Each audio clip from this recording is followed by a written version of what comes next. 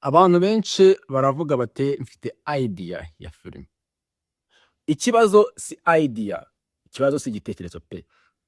Ahubwo ikibazo ni ese icyo gitekerezo cyawe wacyandika ku buryo abantu bashobora kukireba kuva ku munota wa mbere kugeza ku wa nyuma.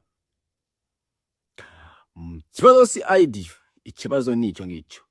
Muri iyi video rero ngiye kukwereka ukuntu wafata igitekerezo cyawe gitoya warangiza ukagihinduramo script ya filime.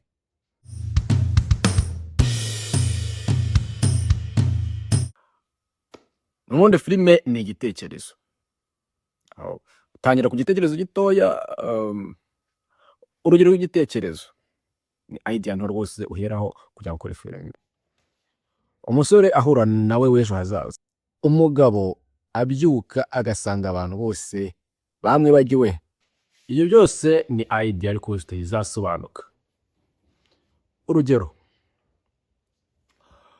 umusore w'umufilmmaker watangiye gucika intege ahura nawe w'ahazaza wo muri 2050 byaraciyemo. Amwereka ubuzima bwiza azagira nadacika intege. So muri kumva ko aho ngaho byo bitangiye kugira ute, bitangiye kugenda bisobanuka, bitangiye gusobanuka. Aha twatangiye kubona description y'inkuru. Kwandika script tugomba kuba dufite logline. So logline ni interuro rimwe isobanura script yose. Urugero rwa logline, umusore wacitse intege ahura nawe w'ahazaza amusaba kudacika intege. Iyo logline yawe ikomeye uba ufite urufatiro rwiza rwa script yawe. Mbere yuko wandika script banza wibaze ibibazo bindi. Ikibazo cya mbere ugomba kwibaza, intwari yanjye ninde? Icya kabiri, ese iyo ntwari yanjye ni iki ishaka? Icya gatatu, ese ni izihe mbogamizi ihura nazo kugira ngo itagera ku gishaka? Ikibazo cya kane, naramuka atabonye icyo ashaka bizagenda gute? Niba ushobora gusubiza ibibazo neza, uba ufite inkuru ifite imbaraga. Urugero rworoshye, umugore yataye telefone cyangwa umugore yataye telefone. Iyo ntago ari inkuru,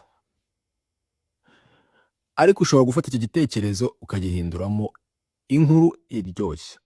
Umugore yataye telefone irimo video ishobora gufungisha umunyapolitiki ukomeye kandi agomba kuyibona mu masaha make mbere yuko iyo video isibwa. Ahangaha hagiye stack tension n'impamvu yo gukomeza kureba filime. Filime nziza ntitangirira kuri kamera, itangirira ku gitekerezo cyubatswe neza. So ntukihutire kwandika scene 1, scene 2, scene 5.